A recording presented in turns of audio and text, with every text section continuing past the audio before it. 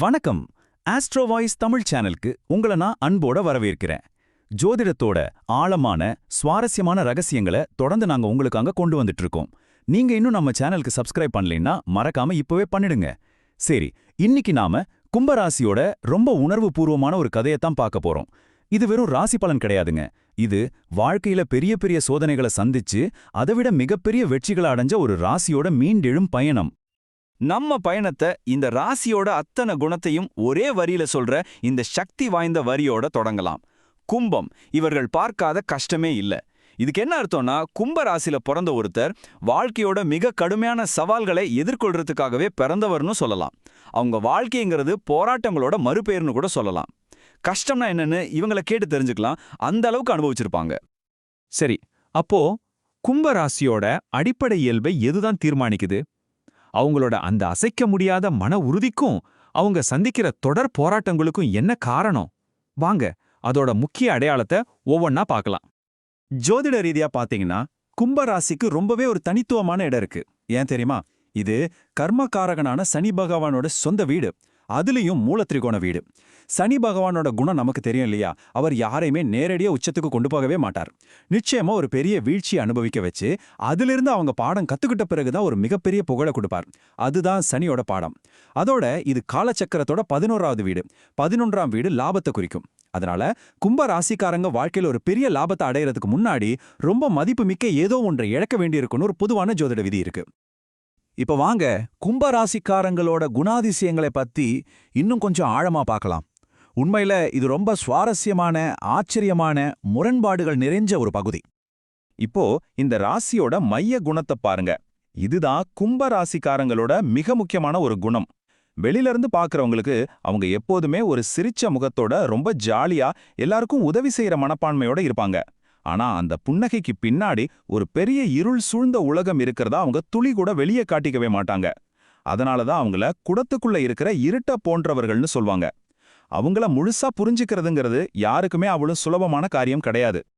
இந்த குணங்கள் எல்லாம் ஒன்னா சேர்ந்து ஒரு அசாத்தியமான மன உறுதி கொண்ட, தத்துவ ரீதியா சிந்திக்கிற, அதே சமயம் தன்னோட சுமைகளை ரொம்ப அமைதியா சுமக்கிற ஒரு சிக்கலான நபரை நமக்கு காட்டுது. அவங்களோட சுயநலமற்ற தன்மை இருக்கே, அது அபரீதமானது.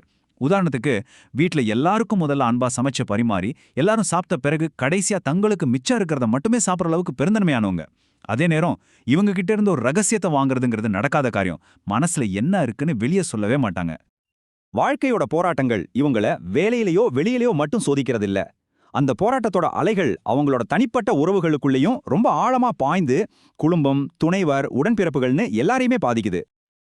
இந்த அட்டவணை காட்டுற மாதிரி உடன்பிறப்புகள்ல இருந்து வாழ்க்கை துணை வரைக்கும் இவங்களோட உறவுகள் ரொம்ப அரிதாதான் எளிமையா இருக்கும். ஜோதிட அமைப்புப்படி இவங்களுக்கு கூட பிறந்தவங்களால பெரிய ஆதரவோ அன்போ கிடைக்கிறது ரொம்ப கஷ்டம்.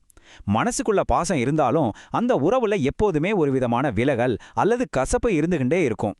ஒருத்தருக்கு ஒருத்தர் உதவி செய்ய முடியாத ஒரு சூழல் நிலவும். அதே போல வாழ்க்கை துணையும் ரொம்ப திறமையானவராதான் அமைவார். ஆனா 2 பேருக்கும் இடையில கருத்து வேறுபாடுகள் தொடர்ந்து இருந்துகிட்டே இருக்கும். உறவுகள்லேயே இப்படிப்பட்ட சவால்களை சந்திக்கிற கும்பராசிக்காரங்களோட தொழில் மற்றும் நிதி பயணம் எப்படி இருக்கு? அதுதாங்க மீண்டெழுதலோட ஒரு மகத்தான அத்தியாயம். வாங்க அதை அடுத்து பார்க்கலாம். இந்த காலவரிசை அவங்களோட முழு தொழில் பயணத்தையும் ரொம்ப தெளிவா நமக்கு படம் பிடிச்சு காட்டுது. இங்க நம்ம கவனிக்க வேண்டிய மிக முக்கியமான விஷயம் என்னன்னா, ஆரம்ப காலத்துல வர்ற தோல்விகளும் போராட்டங்களும் அவங்க கதையோட முடிவு கிடையாது. அது அவங்களோட பிரம்மாண்டமான வெற்றிக்கான அஸ்திவாரம். சொத்தை இழந்து, கெட்ட பெயர் வாங்கி, பல அவமானங்களை சந்திச்சு, இனி இவனால எழவே முடியாதுன்னு ஊரே சொன்னதுக்கு அப்புறம் திடீர்னு ஒரு நாள் யாரும் எதிர்பார்க்காத வகையில விஸ்வரூபம் எடுத்து நிப்பாங்க. அப்படி விஸ்வரூபம் எடுத்து வெற்றியை அடைஞ்ச பிறகும் கூட சவால்கள் இவங்கள முழுசா விட்டுடுறதில்ல. குறிப்பா அசையா சொத்துக்கள், அதாவது நிலம், வீடு சம்பந்தப்பட்ட விஷயங்கள்ல பிரச்சனைகள் தொடரும். ஒரு சொத்தை ரொம்ப ஆசையா வாங்குவாங்க, ஆனா அதை கட்டி முடிக்க முடியாம பாதியிலே நிறுத்துவாங்க. இல்லனா ஒரு சொத்தை விற்க முயற்சி பண்ணா பல வருஷங்களா விற்க முடியாம தவிப்பாங்க. இது கும்பராசிக்காரங்க சந்திக்கிற ஒரு பொதுவான பிரச்சனை. சரி, இவ்வளவு கஷ்டங்களையும் இத்தனை சோதனைகளையும் தாங்கிறதுக்கான அந்த மன வலிமை இவங்களுக்கு எங்கிருந்து தான் வருது? அதுக்கான பதில் அவங்களோட ரொம்ப ஆழமான, அசைக்க முடியாத ஆன்மீக நம்பிக்கையில தான் இருக்கு. கும்பராசிக்காரங்களுக்கு ஆன்மீகம்ங்கிறது ஒரு விருப்பத் தேர்வு கிடையாது, அது அவங்களோட உயிர் நாடி. கடவுள் பக்தின்ற ஒண்ணுதான் இவங்களுக்கு மன வலிமையை கொடுக்குது. ஒருவேளை அந்த நம்பிக்கை இல்லைன்னா இவங்களோட உள் போராட்டங்கள் இவங்கள ரொம்ப சுலபமா நிலைகுலைய வச்சிடும். இந்த தெய்வீக தொடர்பு தான் இவங்களுக்குள்ளே இருக்கிற இருள வெளிச்சமாக்கி வாழ்க்கையோட உண்மையான நோக்கத்தை கண்டுபிடிக்க உதவுது. இதுக்கு சில குறிப்பிட்ட குறியீட்டு அர்த்தமுள்ள பரிகாரங்களும் சொல்லப்பட்டிருக்கு. குறிப்பா சொத்து சம்பந்தப்பட்ட பிரச்சனைகளுக்கு தடைகளை நீக்க இந்த 3 படி செயல்முறை பரிந்துரைக்கப்படுது. இதுக்கு பின்னாடி ஒரு ஆழமான ஜோதிட லாஜிக் இருக்கு. தனுஷ்கோடிங்கிறது ஒரு காலத்துல முழுசா அழிஞ்சு அப்புறம் புத்துயிர் பெற்ற ஒரு இடம். அதே போல பிரச்சனைகளால அழிஞ்ச நிலையில இருக்கிற உங்க சொத்து மேல அந்த தீர்த்தத்தை தெளிக்கும் போது உங்க சொத்துல இருக்கிற தடைகளும் அழிஞ்சு ஒரு புதிய தொடக்கம் பிறக்குங்கிறது ஒரு நம்பிக்கை. இது நம்மள இந்த பயணத்தோட மைய கருத்துக்கே ரொம்ப அழகா திரும்பவும் கொண்டு வருது. கும்பராசிக்காரங்க சந்திக்கிற போராட்டங்கள் ஒரு சாபம் கிடையாது, அது அவங்க விதிக்கான ஒரு பாதை. இந்த வீழ்ச்சி தான் அவங்கள ஒரு நாள் விஸ்வரூபம் எடுக்க வைக்கிற உந்து சக்தி. கும்பராசியோட போராட்டம், உள்ளாழம், அப்புறம் யாராலும் அசைக்க முடியாத அவங்களோட இறுதி மீள்திறன், இதோட கதையை நாம இப்போ ரொம்ப விரிவா பார்த்தோம்.